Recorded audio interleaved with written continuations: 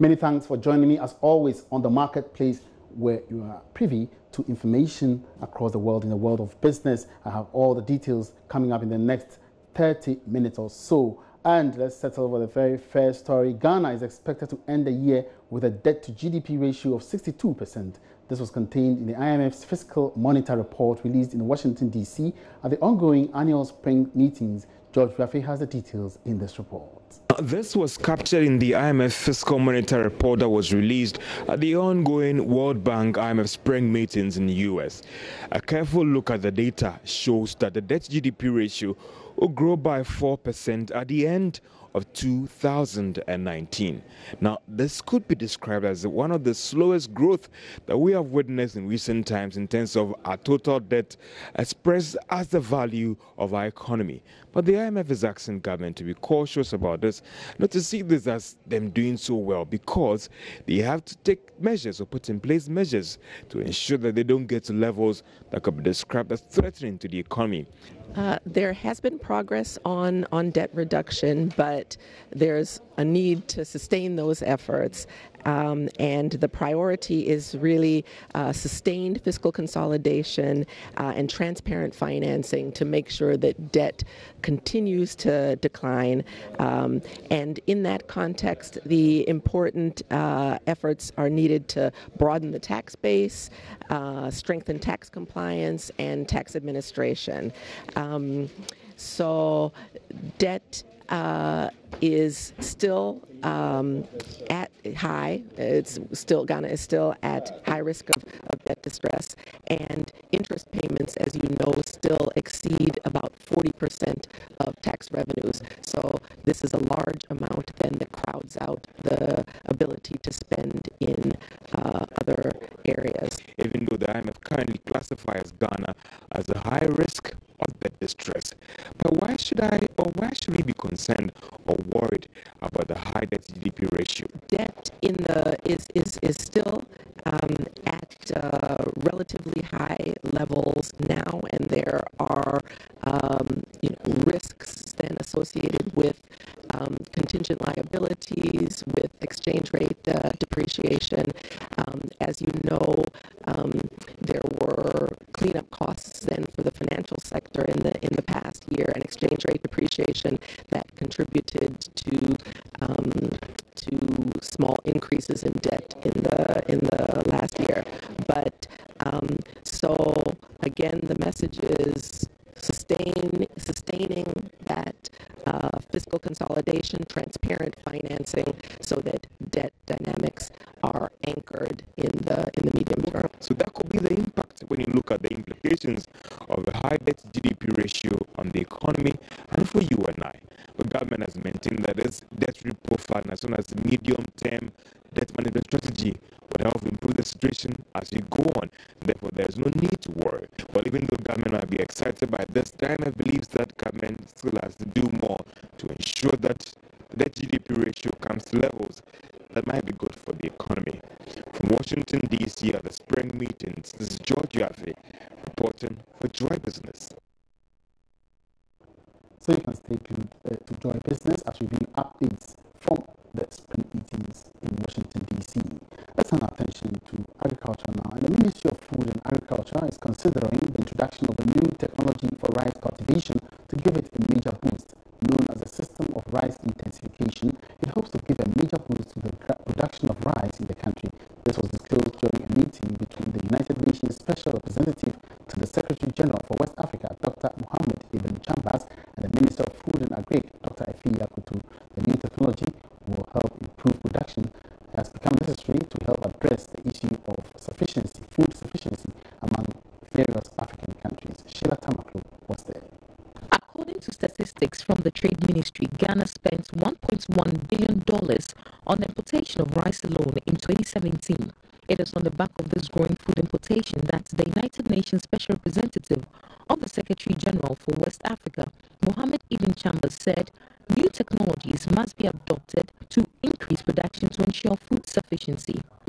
He would like Ernest and I, working with the Inter-Rice Professional Association in Ghana and with the ministry, to adopt these new technologies which have proven themselves. For instance, in neighboring Mali, the adoption of this technology has led very rapidly to the attainment of self-sufficiency in rice production. And mind you, Mali is in the Sahel. So obviously, Ghana, we have much better land and can attain even greater yields than Mali can. The Minister for Food and Agriculture, Dr. Yakutu, welcomed the suggestion and noted government was introducing new interventions to help cut down importation of rice. Central region alone, the value of central region can feed the whole of Ghana with rice. So we have the potential, and we are determined as part of the planting for food and jobs to exploit this God-given potential. Of course, we are not throwing away or taking our eyes off the traditional savanna area, especially in the northern region, huge endowment of water, of land, unoccupied, well-fed with water and so on. We will continue to promote vigorously rice in the northern region, upper east and upper west, and the three new regions which have been added recently. But at the same time, we are looking at all the options. So the pilot scheme that we did last year in Brown and Ashanti clearly shows that the potential is huge. And as I said, we are determined to exploit this in addition to what the traditional sources. Meanwhile, lead consultant for Wavan Agro, a rice value chain expert, explains how the new technology will help farmers multiply their yields. In this one, you can just use about 20 kg, nest it, and then transplant it as we do for tomatoes and pepper. And when you do that, it can actually increase your per hectare yields for about 2.8 metric tons, which is the average that we do in Ghana when you are using the broadcasting, to about 6.5 metric tons per hectare. And we believe that when this is introduced to smallholder farmers, they don't even need to get more land before they increase the yield of rice in Ghana. But if they do the same acre or hectare that the farmer is doing, they can actually increase their yield. Minimum, they can multiply it by 2. For Joy Business, Sheila Tamaklu. Now, the local oil producers at Grasso in the Ashanti region have heaved a sigh of relief with the establishment of a modern extraction center to enhance their work. MTN Ghana Foundation funded the project at the cost of 40,400,000 Ghana cedis to support about 200 engaged in the enterprise. Chief Executive of MTN Ghana, Selam Adadivo, is elated about the prospects of this new factory increasing its employment capacity from the current 200 to 500. Ohimi Tembia has more in this report. The palm oil producers have endured years of manual processing due to lack of modern equipment. Naked fire, with attendant clouds of smoke at the site, were the lot not only of the workers, but teachers and children of a nearby basic school. Intervention by MTN Ghana Foundation brings the change as the new factory with a palm fruit stripper, steamer, clarifier and a speller is commissioned. Other components of the equipment is fruit digester, grinding mill and kernel cracker. Mr. Adadivo said at the commissioning ceremony, the plant is an acknowledgement of the huge potential of the palm oil business in improving the livelihoods of women. We didn't only build a facility, we talked a lot about maintenance and sustainability.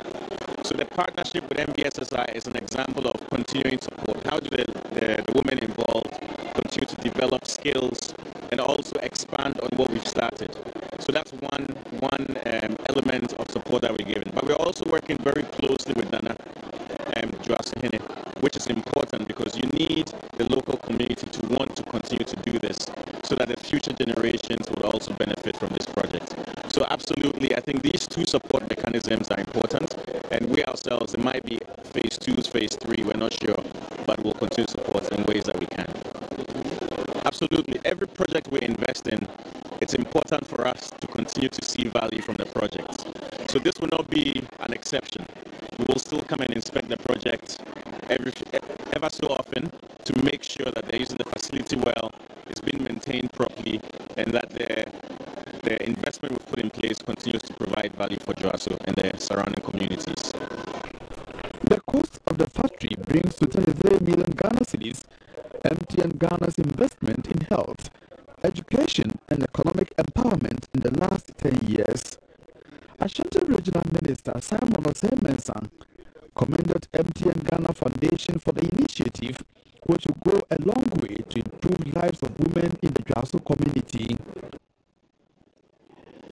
The processing center, which comes with the relevant machines and training for these women, have also made provision for shelter for the women who before this project were operating in the open at the mercy of the sun and rains, thus impacting negatively on their productivity and health.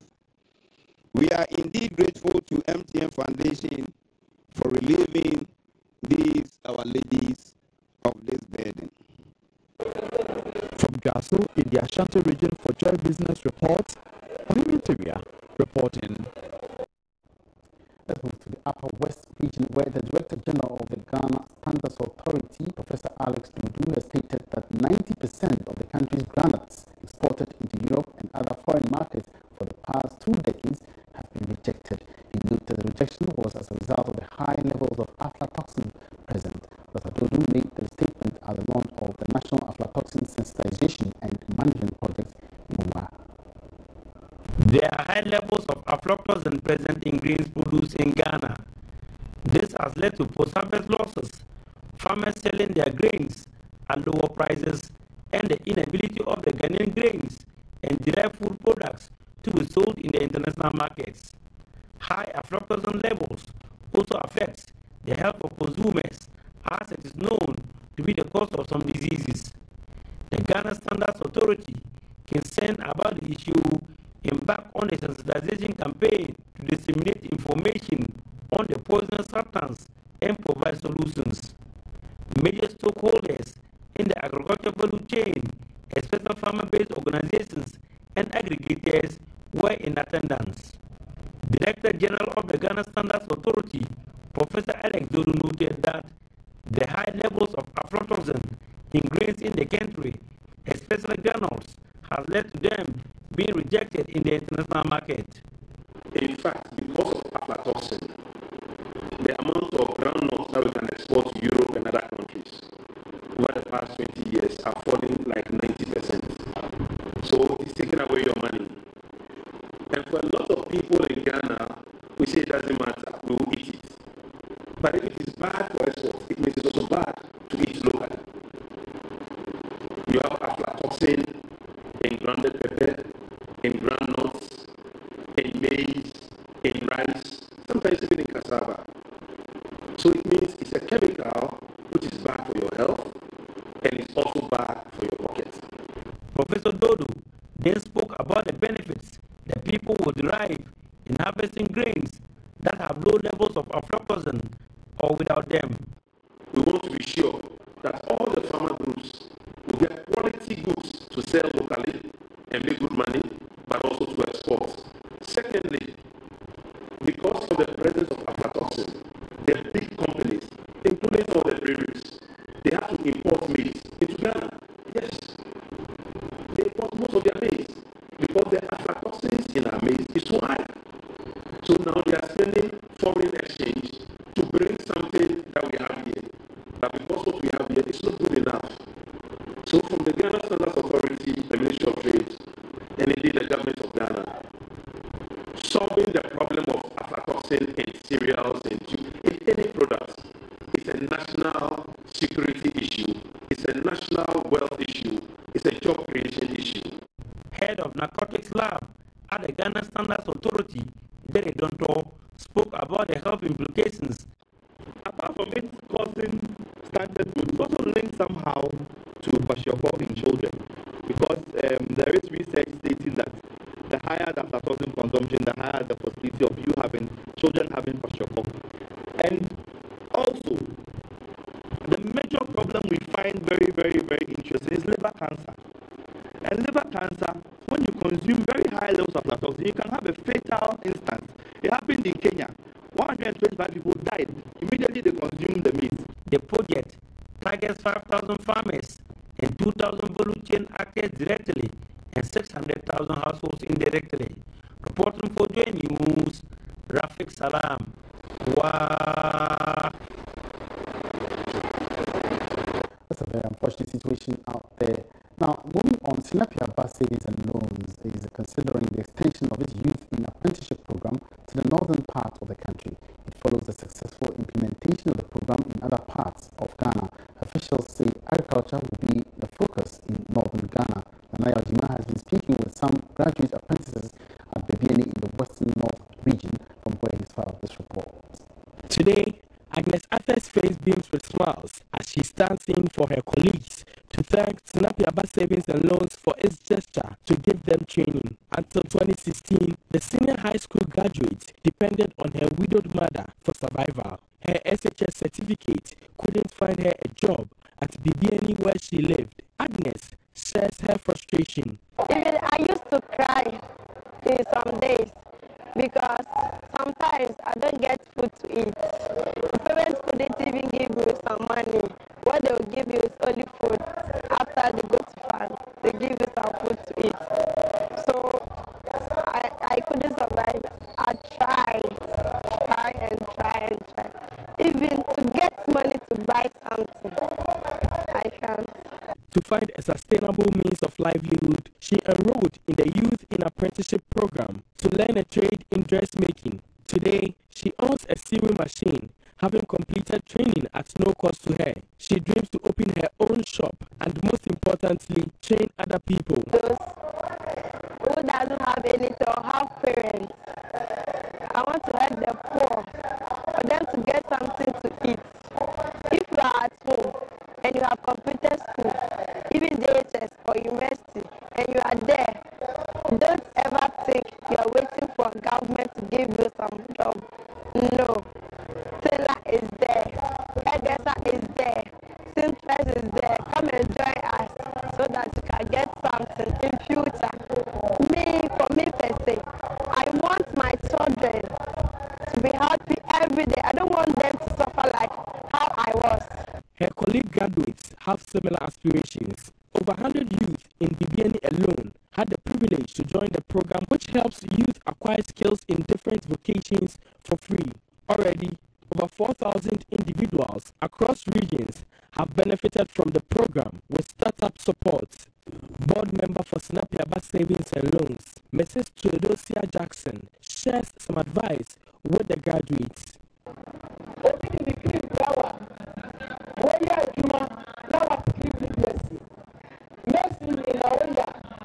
She says, now that you are professionals, you should be truthful to your clients.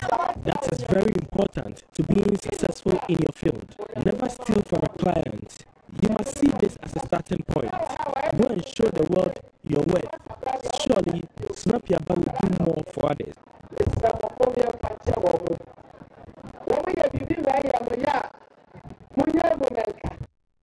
Nanaya Ojima reporting.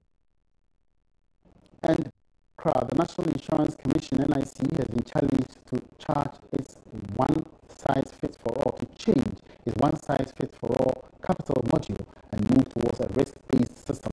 According to insurance expert Emmanuel Baba Mahama, insurance companies should be made to raise their capital levels in line with the level of risks they underwrite. He spoke with Joy Business at this year's public lecture organized by the Chartered Insurance Institute of Ghana on the topic, the relevance of minimum capital requirement increases under effective risk-based supervision and corporate governance.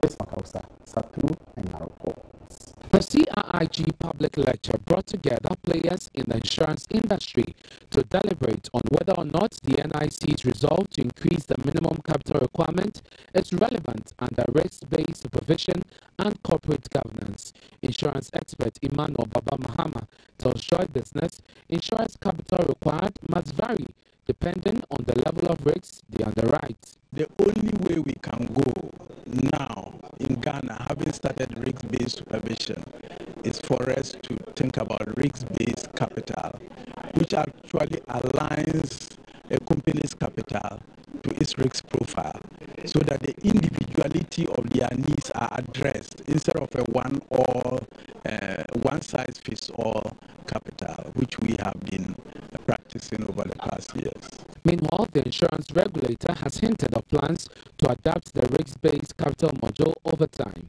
Michael Andor is Deputy Commissioner at the NIC. It is a very complex thing. You need to take your time and do a lot of consultations to build an appropriate, a suitable model. You need to consult the stakeholders and then get them to test the model to make sure that it works. So I can tell you that it takes a long time. If you leave me, I would say maybe within the next 2 or 3 years. But I don't know how long the testing and the changes that need to be made will take. President of the CRIG, Reverend Asante Mafuahinkra, in an interview said the recent banking sector shakeup offers lessons for the insurance industry. All regulators within the Ghana financial sector have had a look at their own sectors and looked at ways of improving the regulation, making sure that what has happened in the banking sector, the failures of regulation, the lack of capital within some of the banks, the corporate governance failures that have occurred don't happen also in the insurance industry. Bismarck, it was this report for Joy Business.